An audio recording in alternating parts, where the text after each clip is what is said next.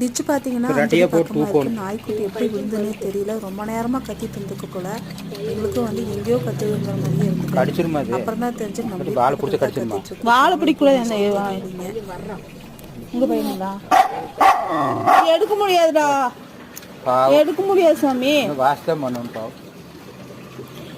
வெளியே வந்து அங்க போகாதீங்க. வா டேய் போச்சி, வா சாமி.